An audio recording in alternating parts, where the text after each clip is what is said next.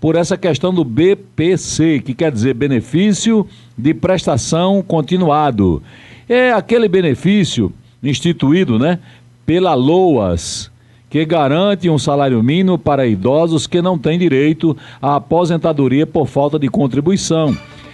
Trabalhador rural que nunca contribuiu e tem mais de 65 anos, e também pessoas com deficiência incapacitante moderada, né? Vamos entender esses detalhes, né? Ou grave, e que a renda per capita familiar seja de até 1/4 do salário mínimo. Isso é aproximadamente aí R$ 250 por pessoa na família, ok?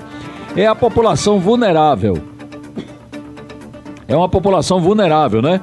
E o que é que diz mais aqui? A população vulnerável, deixa me ver. E o governo federal, né?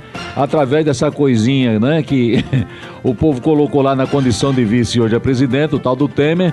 Ele decretou no mês de julho, né? Do ano passado, que todos os beneficiários estão obrigados a se cadastrar, a fazer um recadastramento ou se cadastrar no CAD único. Isso vai até o dia 31 do próximo mês. Então nós temos urgência urgentíssima, não é? De estar tratando desse assunto e alertando as pessoas. Caso contrário, as pessoas não venham, né, a atender esse chamamento do governo federal para se cadastrar no CAD único, eles terão benefício cortado. Até aí, tudo bem, né? Nós já entendemos, né? Porém, propositalmente, não fizeram uma campanha para alertar a população para o cadastro. Com isso, o que é que está acontecendo? A maioria das pessoas não ficou sabendo. Estão ignorando o assunto por não ter conhecimento, claro, né? Como exemplo, em Belo Horizonte, sabe quantas pessoas existem?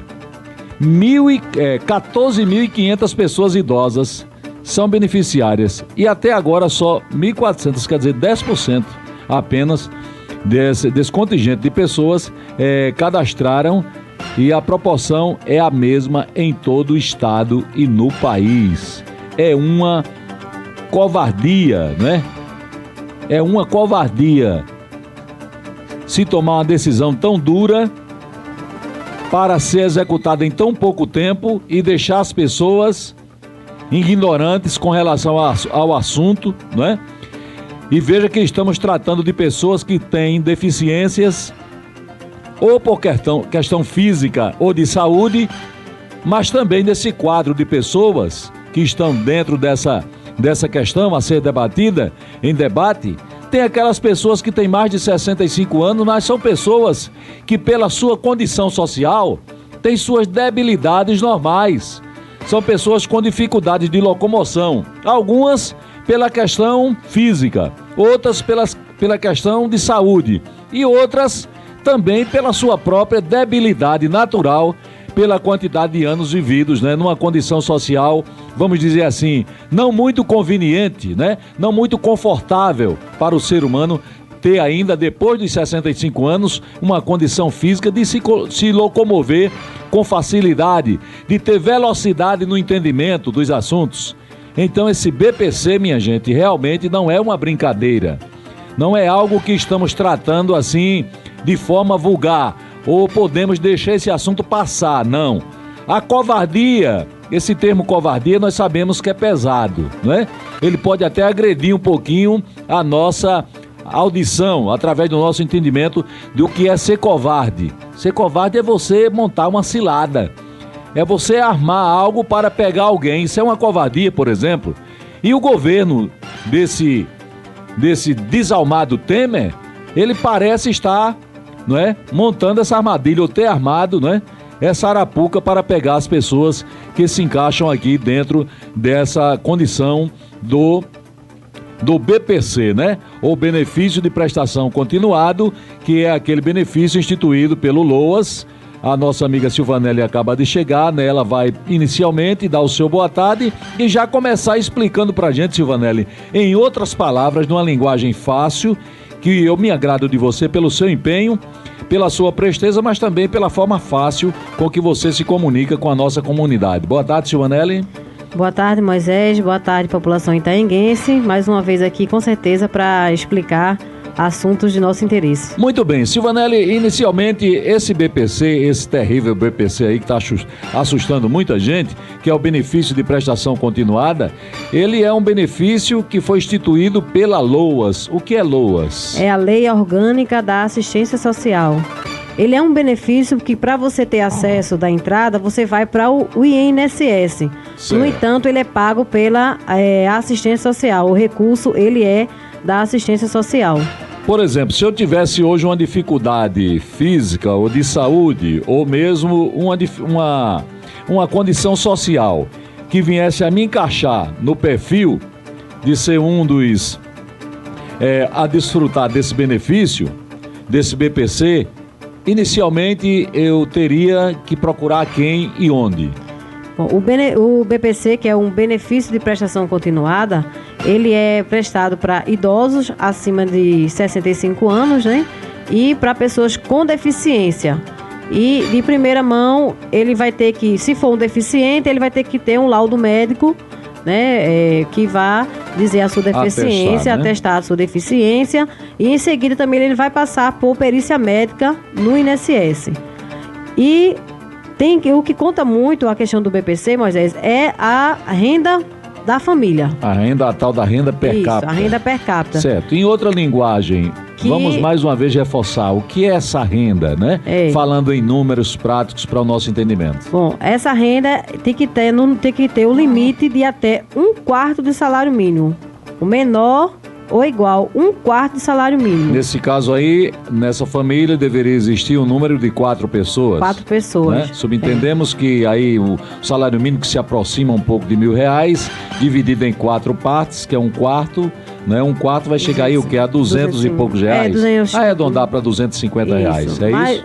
Se for levar em consideração que o salário mínimo é 937, tem que dar menos de 250. Ainda um pouco menos, né? De 250. Em média, R$237 por pessoa. Por pessoa. Por pessoa naquela casa. Isso. Certo. Se a pessoa tiver com uma renda superior a isso, não adianta, não vai ter direito a esse benefício. Certo. Né? Agora, eu te pergunto, Silvanelli, é um caso muito, muito recorrente, né?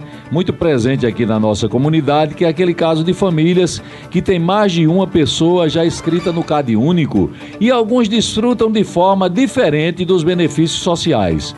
Por exemplo, eu conheço um caso, eu não vou citar aqui por questão ética, eu também não fui autorizado por ela, uma senhora que o esposo dela ganha um salário mínimo, ela tentou, ou se não sei se mais do que um salário mínimo, ele deve ter outras gratificações, ela tentou e a sua renda não alcançou aquilo que é um parâmetro para se encaixar dentro do programa do Bolsa Família. Então ela não recebe o Bolsa Família, mas ela participa do Vale Gás. Por que isso? O que é que a gente justifica? Explica isso. Bom, não existe mais o tal do Vale Gás, né? O programa ele foi unificado para Bolsa Família. Não existe então, mais. Tudo dentro. Tá tudo dentro do programa Bolsa Família, que ele só vai dar direito se você tiver uma per capita de R$170 por pessoa, né? Certo. E com relação ao BPC, para idoso e deficiente, então, essa pessoa tendo essa renda, tendo uma deficiência, vai dar entrada, né? Vai junto ao INSS, dar entrada a este benefício. Porém, agora é uma exigência, né?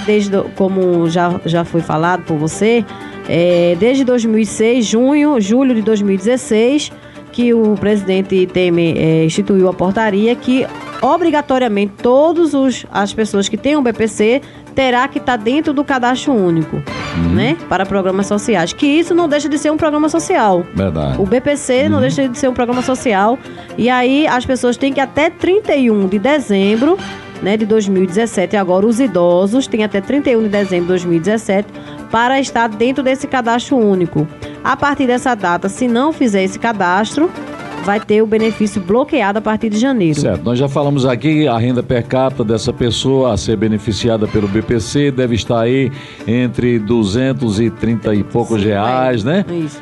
Por pessoa na casa, e nós falamos aqui até no número de uma família constituída por 4 pessoas. Se no caso, eu acho que agora vamos fazer entender melhor, se no caso entre essas 4 pessoas tiver alguém já inscrito no CAD único e recebendo, né, e incluído aí em algum programa social, indistintamente, pode ser um Bolsa Família, pode ser um outro benefício social, qualquer. Tarifa social de energia, como é que fica a questão desse idoso ou dessa pessoa que está no BPC? Pronto. Isso vai ser motivo dele ser penalizado pela condição do cadastro? Sim, veja só.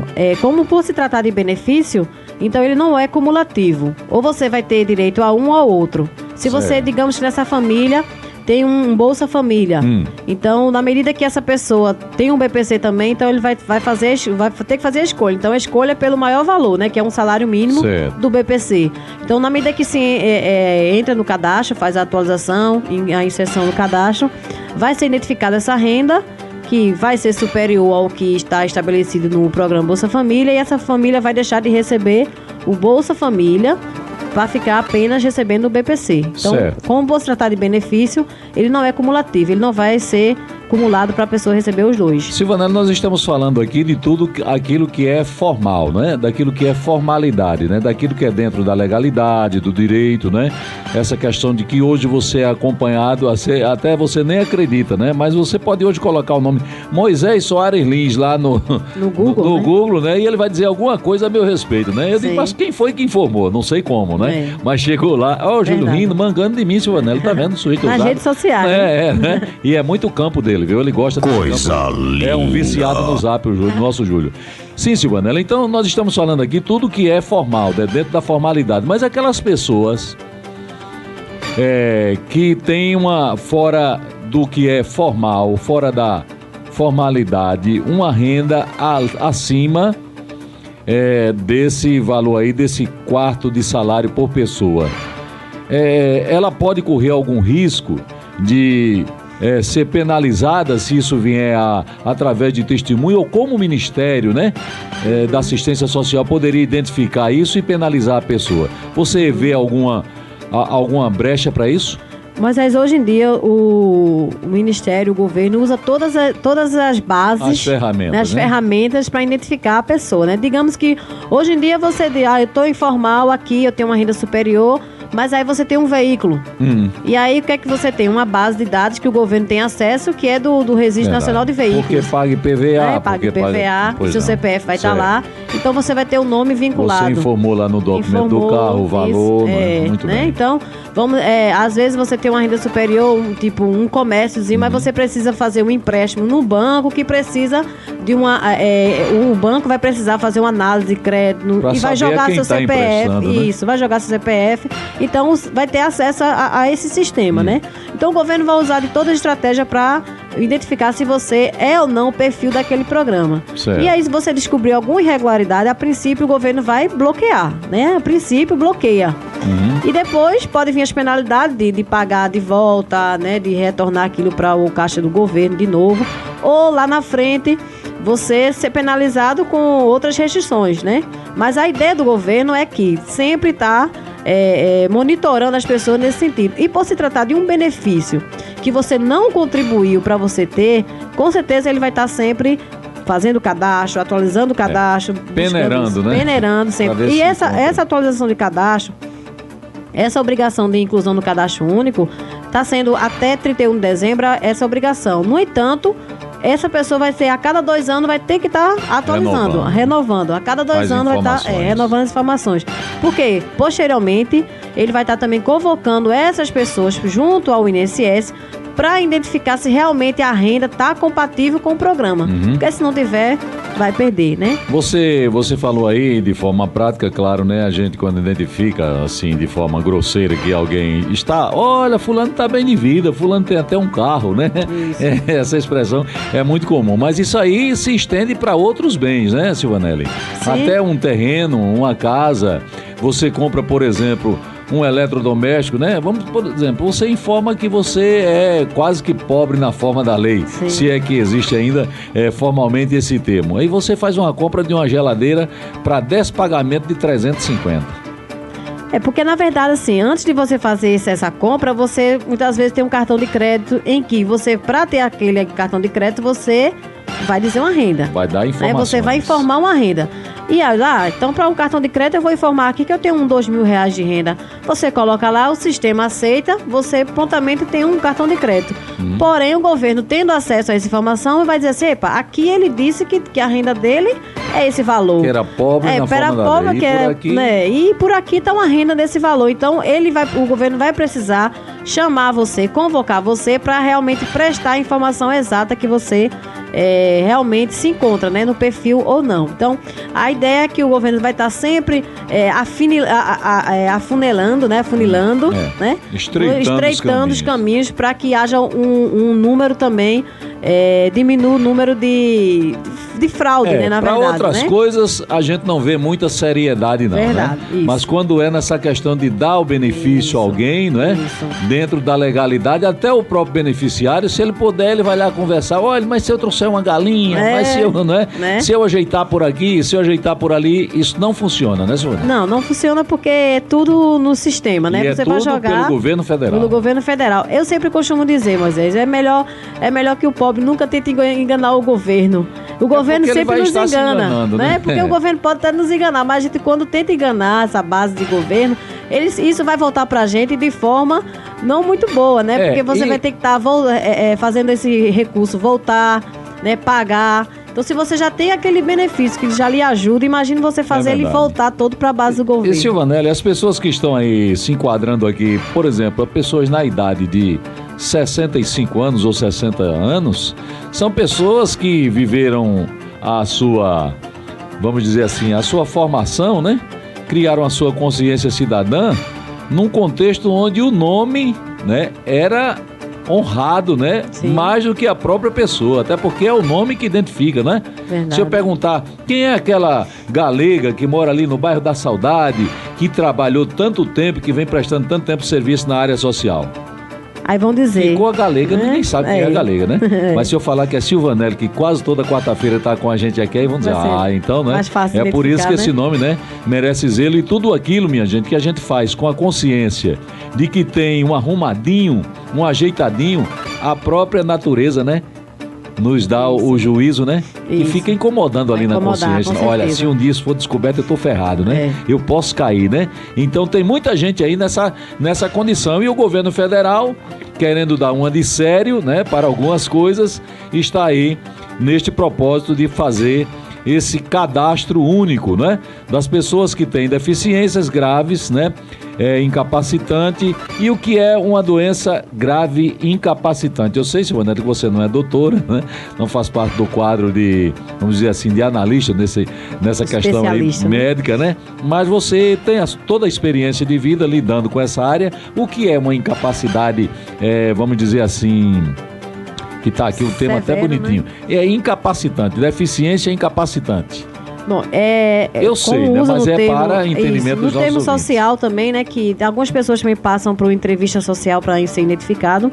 São pessoas que não, aquela deficiência lhe impede tanto para a vida, né, social, para sua locomoção, tanto quanto para a vida social. Um cadeirante, né? Ele tem uma deficiência incapacitante que impede em certos eventos sociais ele estar presente e tem que estar com alguém para ajudar, né? E tem algumas deficiências, eu tenho deficiência em um olho, não consigo enxergar por um olho e já tentei o benefício e nunca consigo, né? Não consigo. Então, porque o dentro da lei isso não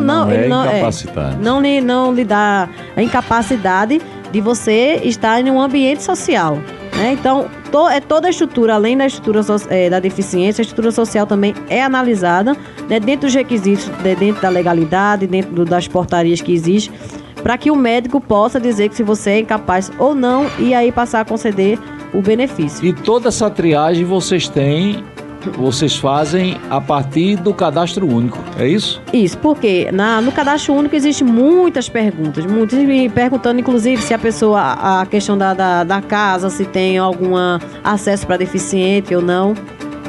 E no cadastro a gente só vai responder o que está sendo perguntado, certo. Não é a gente que está criando aquelas perguntas, né?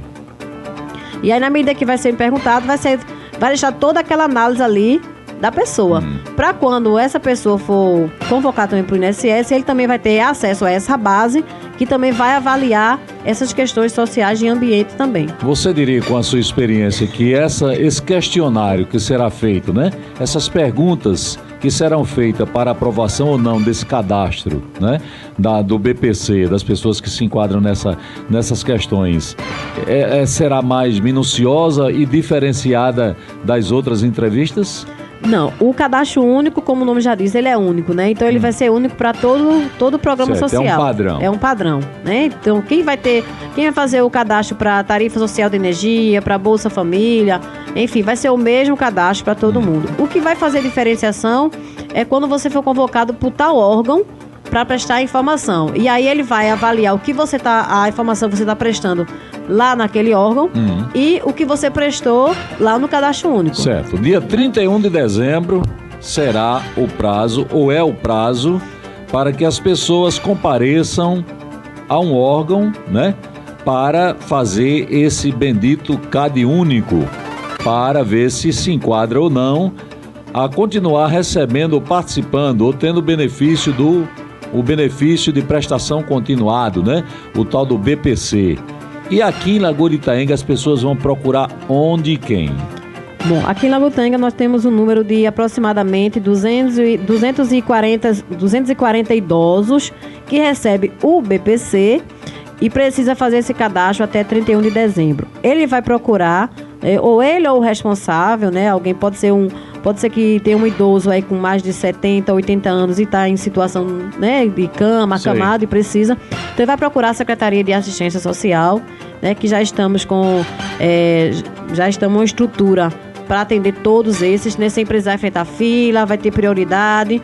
Então a estrutura do CAD único, né, que é o João, o responsável, já está com toda a equipe já para receber esse público, né? A gente visto que é até 31 de dezembro, Moisés. No entanto, é bom não deixar para a última hora. E nem esperar uma tal de prorrogação. Isso, né? Tem um bom pessoal que fica lá tranquilão, né?